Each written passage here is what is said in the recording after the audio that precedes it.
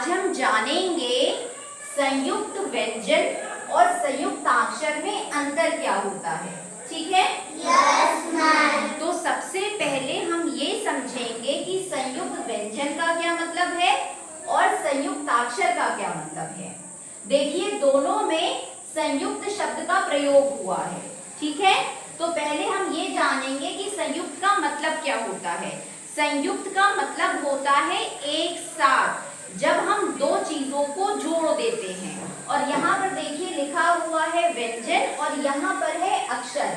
व्यंजन आपने वर्णमाला में सीखा होगा, स्वर और व्यंजन। व्यंजन वो वर्ण होते हैं जो स्वर की सहायता से बोले जाते हैं। और पूरी वर्णमाला में 4 व्यंजन ऐसे हैं, ठीक है, जो संयुक्त हैं। ये आपने पढ़े होंगे, लेकिन आपको ये जानकारी नहीं होगी कि ये संयुक्त व्यंजन है। सब बच्चों ने ये व्यंजन देखे हैं वर्णमाला में? Yes ma'am. ठीक है, लेकिन आप ये नहीं जानते होंगे कि ये संयुक्त व्यंजन है। संयुक्त का क्या मतलब है? जुड़ा हुआ। जब दो चीजें जुड़ जाती हैं तो जो संयुक्त व्यंजन होते हैं वो दो वर्णों के जुड़ने से बनते हैं।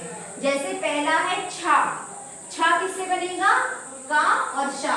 का के नीचे हलंत लगा हुआ है। ठीक है, इसका मतलब आधा का। हलंत का मतलब होता है आधा, स्वर रहित, जिसमें स्वर ना जुड़ा हो। और यहाँ देखिए शा लिखा हुआ है, इसका मतलब इसमें स्वर पहले से जुड़ा है, आ, तभी ये पूरा संपूर्ण है स्वर के साथ। ये आधा है, ये पूरा वर्ण है। दोनों को जोड़ के बनेगा छा। उसी तरह से यहाँ पे ता और रा त्रा, जा और इया ज्ञा, शा और रा श्रा।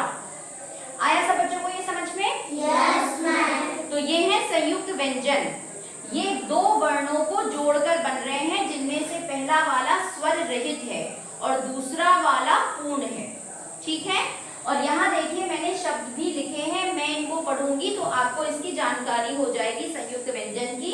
जैसे छा से हो गया कक्षा, क्षत्रिय, त्रा से पत्र, त्रिशूल, ज्ञा से यज्ञ, ज्ञानी, श्रा से श्रवण और श्रमिक। आया सब बच्चों को समझ में? यस। ठीक है, अंतर अभी मैं बताती हूँ, पहले आप समझ लो होता क्या है। दूसरा है संयुक्ताक्षर। संयुक्ताक्षर भी दो अक्षरों को जुड़कर बनेगा। ठीक है, जैसे चा और छा। चा के नीचे हलंत है, मतलब आधा चा, तो ये हो गया चा और छा। ला और हा, हलंत आधा ला, तो ला और हा। का और खा, आधा का, तो का खा। अब इसके देखिए उदाहरण, गुच्छा, मच्छर, कुल्हड़, कुल्हाड़ी, मक्खी और मक्खन। आया सब बच्चों को समझ में? Yes ma'am. अब मैं दोनों में अंतर बताती हूँ। जो सबसे बड़ा अंतर है वो ये है कि यहाँ पर जब हम दो वर्णों को जोड़ेंगे तो एक नए वर्ण का निर्माण हो रहा है।